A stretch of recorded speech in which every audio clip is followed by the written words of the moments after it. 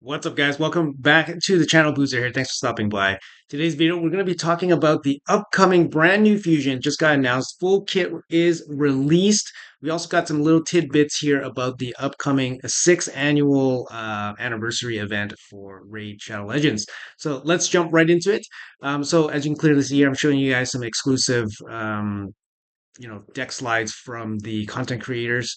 Um, Nothing too crazy here. We're past embargo and all that stuff, so nothing too crazy that I'm not supposed to show you guys. So we got the sixth anniversary event here. We got the campaign overview. So this could be important here because it shows you the duration of everything. It's only going to be a 1 month thing. So that's probably just going to encompass the fusion and then maybe the soul for the fusion. I would imagine that is about it. So this year's Festival of Creation is hosted by Arivia, home of the High Elves. Their version of the Festival of Creation is an elegant ball hosted by a noble who is a ghostly human, which we know is the fusion. All right, guys. So something to keep in mind: the whole campaign starts on the 5th of March and ends first week of April.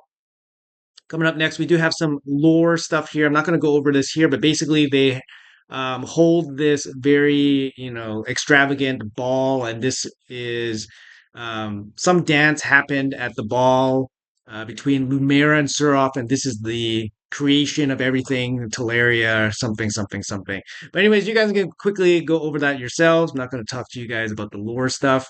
Um, Frankly, lore is great. I like lore, but in Raid, lore came too late, right? Lore came like years after I was playing, and at that time, you don't really want to just read, text and text, paragraphs and paragraphs of text just to catch up. And at the same time, like all the lore feels very half baked, anyways.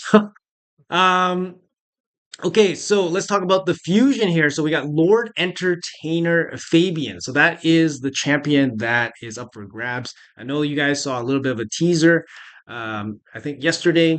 So you guys may have some idea of his kit, but here it is, the official description of his kit from Plarium. So on Monday, March 10th, we're planning to launch a fusion, Lord Entertainer Fabian. I'm just going to call him Fabian. And yeah, so that's Monday. That's next week. He's Undead Horde's legendary support spirit champion. Now, that's pretty good, I think, because there's a lot of really strong force support champions. So for him to be a support against force champions means that he won't weak hit against them. But there's also some pretty strong magic champions as well. So you won't be able to, control those ones or have a chance to weak hit against them. It's hard to say, but I think Spirit is generally not too bad, I think. But anyways, let's see what Plarium has to say about Fabian here. Lord Entertainer Fabian is an aggressive crowd control champion, making him an exceptional choice for both arena and siege. He specializes in increasing skill cooldowns, stripping enemy buffs without triggering polymorph, and countering revive teams. Man, that is massive. I'll say that is a hell of a description right there, guys. But Fabian isn't just a PvP powerhouse. His control focused skill set makes him a valuable asset in PvE wave based content. With two potent crowd control debuffs, he ensures enemies stay locked down and vulnerable. It sounds very nice. Sounds very nice, guys. With A1, Lord Fabian steals a portion of the enemy's turn meter. If this attack reduces turn meter 0, he inflicts a true fear. A2 attacks one enemy, places petrification. We haven't seen that very often. Petrification we saw in Skeletor. We saw in Skeletor's kit. And obviously we see petrification with Mithrala. So he places petrification on one target, has a chance to inflict true fear on the other enemies if they don't already have it. That is insane. His A3 is an AoE attack that reduces enemy buff durations and increase their skill cooldowns. If this attack leaves the opponent without any buffs, Fabian gets an extra turn. Fabian's passive is an anti-revive skill that applies true fear to revive enemies. It sounds incredible. So let's see his kit in its fullest here. All right, so is A1 Silence of Death. Double hit on a single enemy. Each hit steals 10% of the target's turn meter. Like, that's not insane or anything, right? That's not insane. But it also places a True Fear debuff for 2 turns if the target's turn meter is fully depleted. Now, that condition might be kind of hard to do, especially when it's only a 20% potential steal. So it's pretty hard to place the True Fear. I wouldn't say his A1's particularly super, super strong or insane or anything like that, but a turn meter steal versus a turn meter drop is obviously going to be more, more powerful. So it's not bad. Not bad, but not insane. His A2, Unwelcome Guest. 4 turn cooldown, fully books down to 3 turns. It requires the books because it does have debuff chance percentage increasing in his books. Single target hit. Places petrification debuff for 1 turn. So that straight up petrify that enemy. Has a 100% chance when fully booked of placing True Fear for 2 turns on all enemies who are not under fear or True Fear. So you basically shut down one enemy with petrification, and then you True Fear the rest of the enemy team. Now, this guy is a debuff. He's just spraying out debuffs like crazy. So, I mean, you gotta be careful against other polymorph enemies with polymorph and all that stuff. So maybe a pinpoint set for this guy makes the most sense. It does have a passive effect on its A2. Activate this skill whenever an enemy under fear or true fear debuff successfully uses a skill. So when an enemy basically breaks out of the fear and then uses a skill, Fabian will come back in with the A2. And yeah, that's pretty insane. It's a passive effect as well. So it just kind of happens. So he's going to come back in with the petrification and then True Fear again for 2 turns. Man, that could be really, really insane and really, really annoying because you're constantly feared. Yeah, I mean, you're constantly feared by this guy. And he does land the petrification, which basically is just going to shut you down completely. Going to remove all your buffs, going to, render you useless. Um, and yeah, 2 turn fears are very, very annoying. His A3, Spectral Flourish. Now, this is his money move, in my opinion. It's a 5 turn down to 4 turns with full books. He needs the full books because he has the debuff chance in here increasing. So you must fully book this guy out. AoE attacks all enemies before attacking, has a 100% chance of decreasing the duration of all enemy buffs by 3 turns, guys. My God, 3 turn enemy buff duration drop. I mean, you can remove Stone Skin, you can remove bolsters. What can you remove bolster sets with this? I don't remember. Protected sets. Can you drop the duration on them? Maybe not. Maybe not. But yeah, it's pretty massive buff stripping without basically triggering polymorph as described. Also has a 100% chance of increasing the cooldown of all enemy skills by 3 turns. So it's a 3 turn skill lockout, 100% chance on a 4 turn cooldown. So you can basically perma lock down the enemy team, perma remove all their buffs, perma fear them, perma lock them out, and then he gains an extra turn if there's no buffs on the enemy team after this attack. So I guess you would probably open with the A3, you lock out your enemy, you reduce all their buffs, and then if you're lucky enough to get an extra buff, or sorry, extra turn, then you can place the A2 and then just fear everybody. So they'll be feared and fully locked out for 3 turns. It's going to be an absolute nightmare. And his passive just, kind of wraps it all up here. Ghost with the most. Love it. Ghost with the most. Whenever an enemy is revived, place a true fear debuff on that enemy for 2 turns.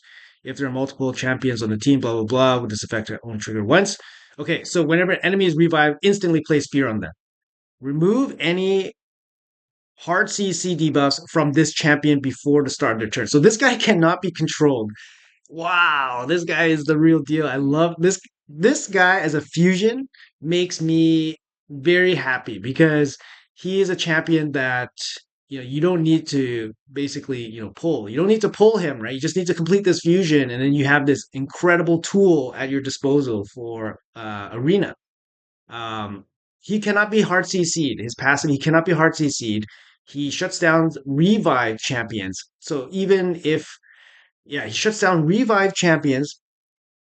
And if for some reason the revive champion with the fear does an ability, he will passively use his A2 and then fear everybody again. It's an insane amount of CC from this champion, and I can't imagine how, like, I can see this guy being really, really bad for kind of the game, just because he like is our man's level of oppression because he's going to fully shut down your enemy team and yeah, and you just can't do anything. Like he could single-handedly win you the fight, just like how Armans can single-handedly win you an arena fight if he's left by himself. Um, the thing with this guy is that he can't cheat the turn meter like Armans, so he might not be able to get his skills back as quickly. However, he does have, I would say, better passive effects than Arman's. So the fact that he cannot be CC'd is a really, really big deal. And to sum it all up, he has an aura, speed in all battles by 19%. That's very strong. I would say this fusion is definitely top notch. Arman's level, outside of anything crazy that we see from gameplay, I can't see this guy being anything less than absolutely bonkers insane.